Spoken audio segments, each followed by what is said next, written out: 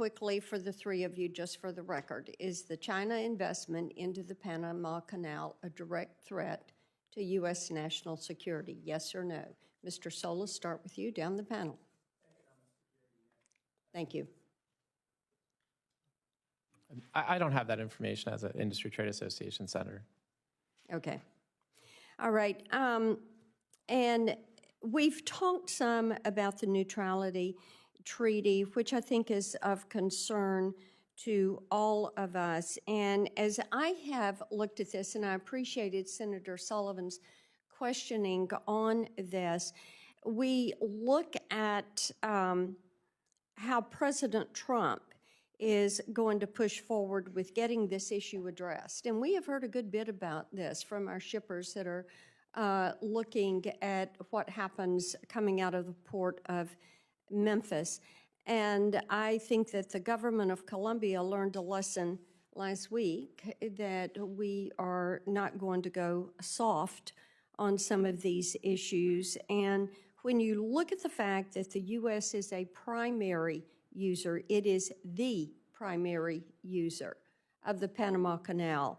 And we are also Panama's largest provider of direct foreign investment.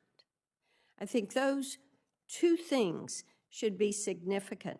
Our foreign investment into Panama is $3.8 billion annually.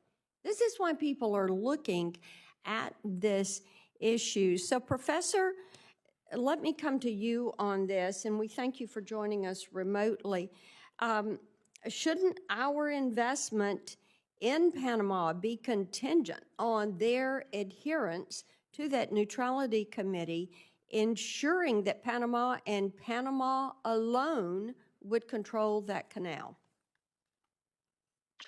So certainly that is an action we can take to enforce the treaty and to enforce our understanding of the treaty. That's an action we can take even without the treaty.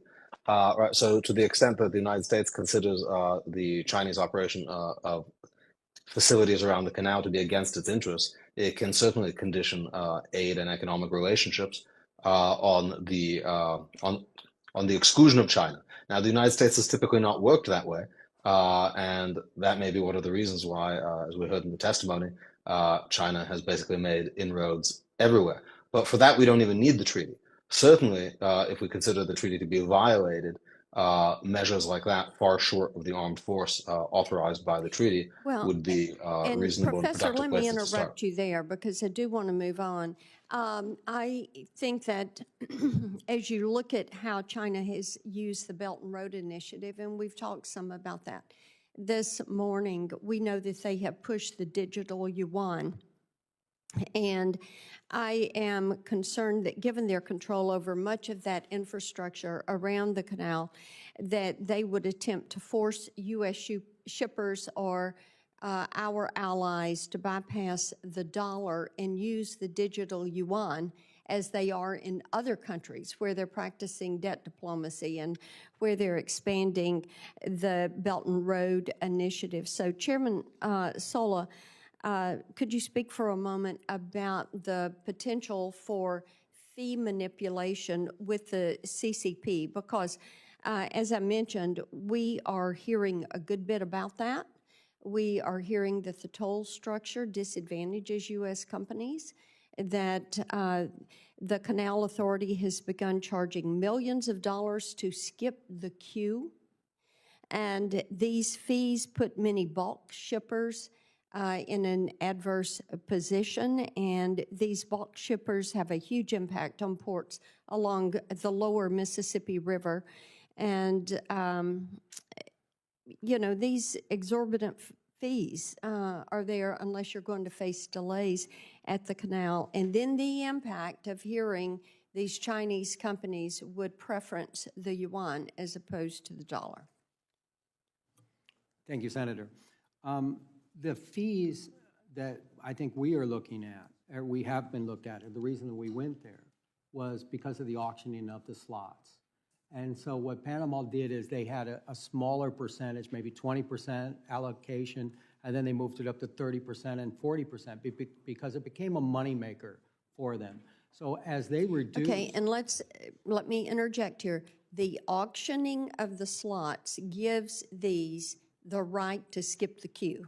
Yes, ma'am. Okay, so just for the record there, continue. So the auctioning of the slot, under maritime law, it's first come, first served, but Panama's always put a certain percentage aside. And they started to put more and more. So we got a lot of complaints. We got a lot of complaints from LNG carriers that paid $4 million to go through. And we got a lot of complaints from agriculture that didn't have the money to pay to go through because their goods were gonna go down. So if you look at the financial statements, I'm a nerd, I look at financial statements of everybody.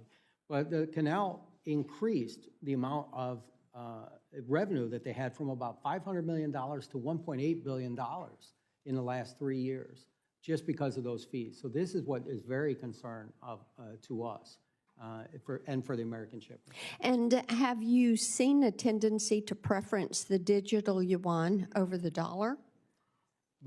I've heard of the digital one, and I've also heard of it used in international shipping Okay. as a currency.